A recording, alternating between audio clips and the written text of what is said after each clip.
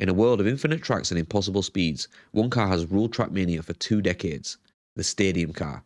Born in 2006 and remastered in 2020, its design isn't just pixels, it's gaming legacy. The Stadium car is Trackmania's iconic heart, a Formula 1 inspired machine with a visible driver, precise physics and drift mechanics that reward mastery. Its design prioritises feel over realism, evolving visually while preserving core handling across 20 plus years. But who created the current version of the Stadium car? What influenced its design? And what were the challenges and constraints for recreating such an iconic vehicle? From Nadeo Studios to millions of player records, discover its history, evolution, and why the 2020 version perfected the legend.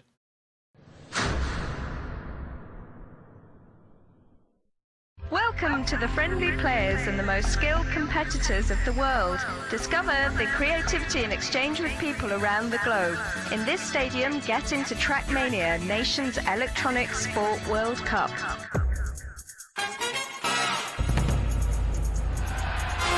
Trackmania is an arcade racing game defined by its robust track editor, allowing players to build insane rollercoaster tracks with loops, jumps, and unique blocks.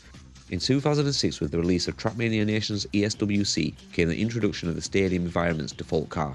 It had a clear F1 influence with a low stance, open cockpit, and a visible driver, a unique trait among racing vehicles.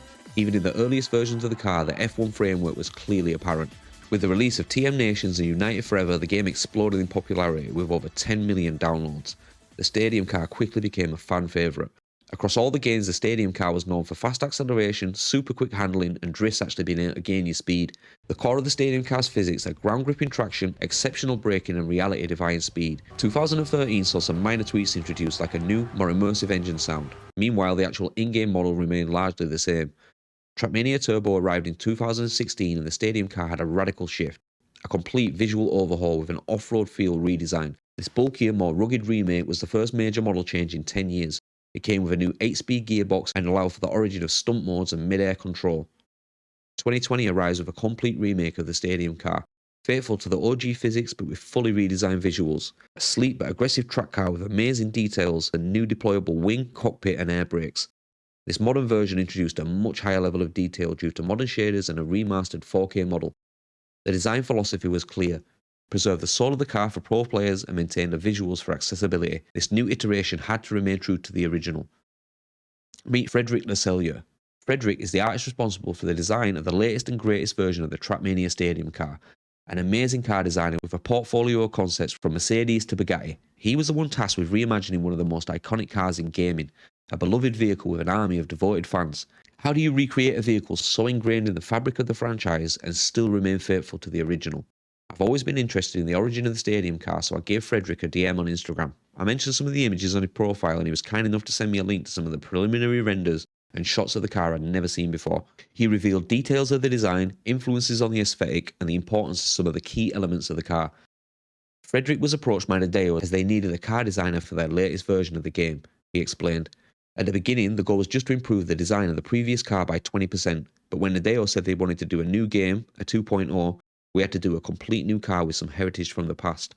Frederic reinforced that the proportions of the car had to remain the same in this updated version.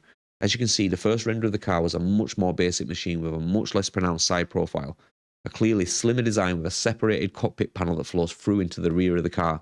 The second version included bigger vents, a more independent rear chassis and an elongated tail section, still featuring a higher frame profile around the driver, a detail that was cut from this third version. It now has a fixed wing at the rear with lower protruding air intakes. The front section behind the wheels now also has a much bigger space around the lower part of the chassis, a detail I've always loved about the car myself. 2 more designs were included, with one that had the rear wing removed completely, and another with visibly larger side skirts and a giant aero section behind the front wheels. After all those alterations, this was the final sketch that was presented to the CEO of Ubisoft, an exceptional looking vehicle already with some noticeably different features to the final in-game design. The side vents have a small angular insert with the wheels still having the traditional centre-lock racing caps. The sharp-eyed among you may have noticed that the final sketch doesn't include either the air brakes nor the deployable rear wing. A little known fact about the influences for those designs is down to a concept car called the Dodge SRT Tomahawk. At the beginning of the convo, I asked Frederic if anything about the car was challenging. He mentioned, and also one time the boss of Nadeo came and said that he saw a concept car. I think it was the SRT Tomahawk, and said that he wanted moving parts on the car. It was not complex, but because we were at the end of the 3D, I had to discuss with my manager where to put these moving parts. The Tomahawk is a futuristic concept vehicle designed for the game Gran Turismo. It was envisioned as a supercar from the year 2035, with the additional S and X models releasing in a later update. The car features active aerodynamic panels and rear wing. It also has a roof that lifts away completely from the car, revealing a single-seater cockpit for the driver. This is one aspect of the car I actually hadn't noticed and had never seen before. It blew me away seeing the cockpit spring forward from the body of the car. An absolutely wicked detail in my opinion. With the sketch phase complete and many of the final changes made, Frederic set to work on the final phase of producing finely detailed, high-resolution 3D models for the concept. Some of these renders show the car in detail that I've never seen before and really highlight the care and attention that went into the smallest details of the digital design. The complex framework of the front suspension is seen in stunning detail, linkage components and the bolts used to hold them in place. Wires and accents on a manifold that I never even noticed before. The newly added aerodynamic panels on the front and rear of the car, and once again the cool cockpit mechanism that resembles that of a fighter jet. Here you can see that the brake lights actually stretch down the rear section of the bodywork, a detail that is usually hidden by the rear wing at low speeds. I also really like that you can now see the mechanism involved with the venting system and the aero panels that expand away from the body of the car. Another small detail I love about these images is the addition of the chalk marks indicating the orientation of the tyres on the car. FRS for front right side, RRS for rear right side. A big thing you may have also noticed is that these renders now include a much more complex wheel arrangement and centre hub system. This was due to the new reactor blocks that were added into the 2020 version of Trackmania. Reactor blocks are special booster effects that apply a powerful vertical force to your car, altering its gravity and trajectory. The specific effect depends on how the car interacts with the block. This was another hurdle in the design process for Frederic. He told me, for what was challenging, they asked for anti-gravity in the wheels, so it was not complex, but I had to find an idea to resolve their constraint. The updated version now includes a glowing central ring that rotates freely from the wheels of the car. This allows for the flame effect to be angled in the correct direction, relative to the steering of the driver. These are genuinely some of the best images I've ever seen of the car to date. Being able to see all the moving parts and aero panels was really cool, and seeing the influence of the Tomahawk was a hidden detail I never expected.